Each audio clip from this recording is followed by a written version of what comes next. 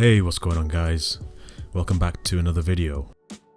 So, in this video we're going to be covering the pigeon stretch, more specifically the active version.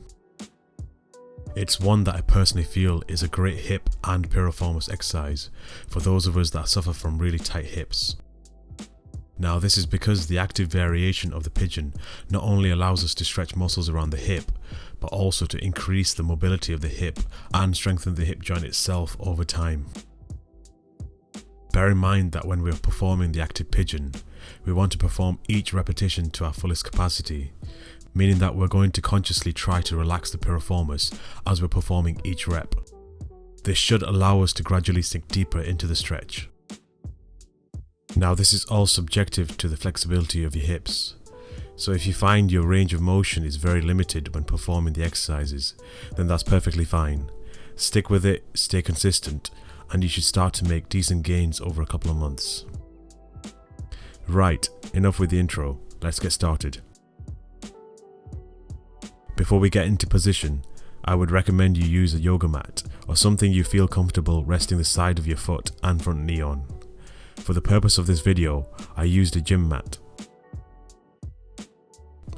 To get into position, start by going into a deep lunge, with the front and back feet lining up. If you're using a mat, you can use the side edges of the mat to line up your feet.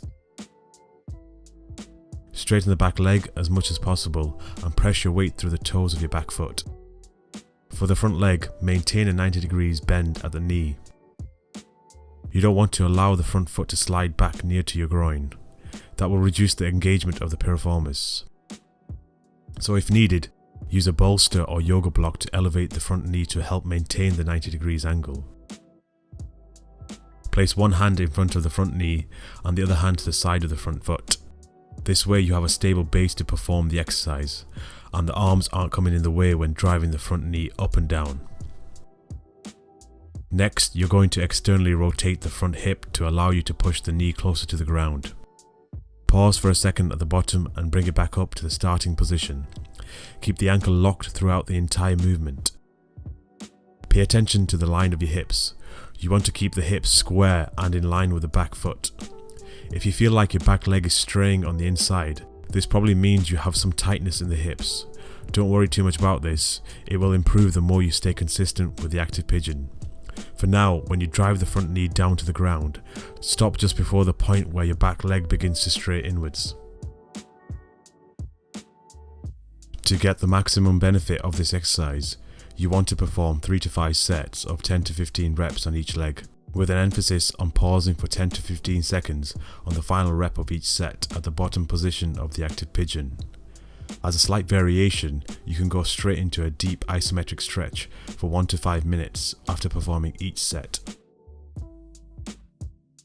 Now the great thing about the active pigeon is that it works great as an active rest or a superset exercise to add to your training program.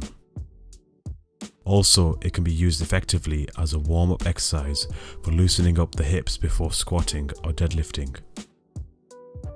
Thanks for watching this video guys, I hope you enjoyed it. If you do have any questions, then as always, leave them down below in the comment section and I'll try to answer as many as I can. I'll see you on the next video.